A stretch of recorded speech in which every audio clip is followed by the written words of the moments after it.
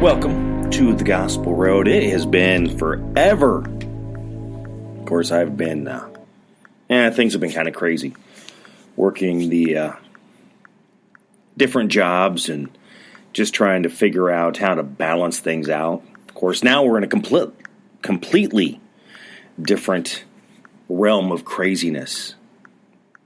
Many anxious, many not really knowing what to do, how to handle it, where to go. Just, it's an odd time. It's a weird time. And I know people that losing jobs, being laid off. I've even had a couple things kind of pull me off to the side for right now, but still doing all right. I've been thinking about my podcast and getting it done, and even have other ideas for other podcasts, but it's just, as always, trying to find the time to squeeze in that time. But, just do the best I can. I figured now that I have a little bit of time, not a lot, but I should try to be a little better, at least at this time. Because, we all need to know that we need to come together, be there for one another. And, that's a conversation that I share very much, if you've listened to any of the past conversations, about being there for your neighbors, sharing that love, and helping each other in times of need. And this is a time of need. Share your toilet paper, people. I'm going to look at Hebrews 4 today as we kind of go through a little bit of time, a time of quiet, a time of just many things that you can kind of think things through to really see what's going on. Maybe spend that time with your family. I know I've been hearing that a lot, of spending that time. In fact, I heard someone the other day said they have not seen their kids this much, probably ever, because life is always so busy. Maybe it's that time to reset and remember what is important, what we should be doing, rather than what we are doing. And I know that's not easy, though, because it's not like we live in a world of trade. You need cash to buy things. You can't just sit there and say, hey, but if I do this and you give me this, and it's not that barter system anymore like it was years ago. We don't live in the Old West. Even though it might almost feel like it right now, because you head outside and it's almost a ghost town, because people are working from home or staying at home, depending on where you are in the world or in the United States, because of what has been in place with each state. So anyway, Hebrews 4. It says, "Therefore, while the promise of entering his rest still stands, let us fear lest any of you should seem to have failed to reach it. For good news came to us, just as to them. But the message that they heard did not benefit them, because they were not united by faith in those who listened.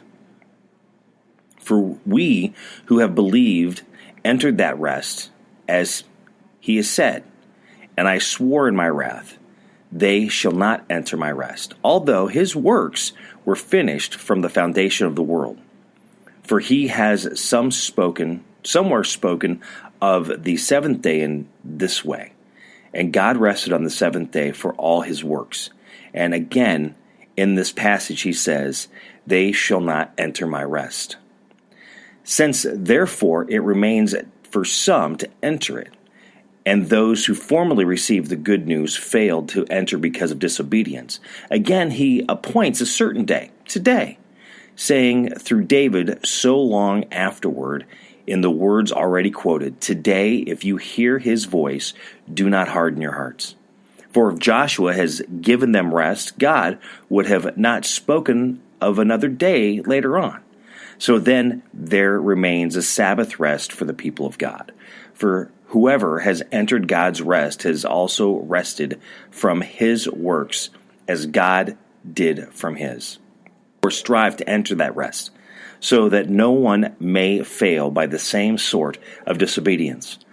For the word of God is living and active and sharper than any two-edged sword, piercing to the division of soul and of spirit, of joints and of marrow, and discerning the thoughts and intentions of his heart.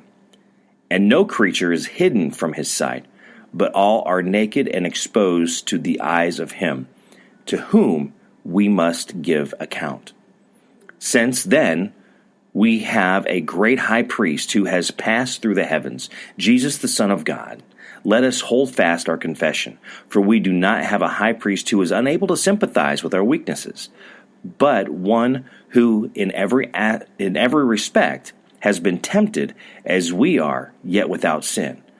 Let us then with confidence draw near to the throne of grace, that we may receive mercy and find grace to help in time of need. A lot of us kind of feel this is time of need with what's happening. But again, finding that rest. Again, that's another thing that I've heard is people are kind of being forced into that rest because they don't take that time. I'm not saying I'm not guilty of this, because I'm guilty of many things, and I will never say that I'm not. Try. I'm not saying that I'm perfect. None of us are perfect. But you always do the best that you can. But remember to be there, to take that time with your family, to take that time of rest. And this is that good way to kind of like halt things and kind of reset things. What are your priorities? How are you living? What are you doing in your life? But at the same time, remembering those around us, not just family, but those that live next door. What are they doing? How are they doing? Are you checking on maybe older people that live in your neighborhood to make sure that they're okay?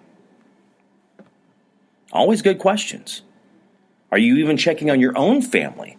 I'm not talking just the immediate family in your home, but maybe those aunts and uncles or brothers and sisters that you've not talked to in a long time, just because you didn't take the time out. Not only do I ask you, these are things that kind of like fall back into me, but it's being there and helping and thinking of one another, praying for one another, helping one another in ways that they need help. And it does not matter if they believe the same way that you do.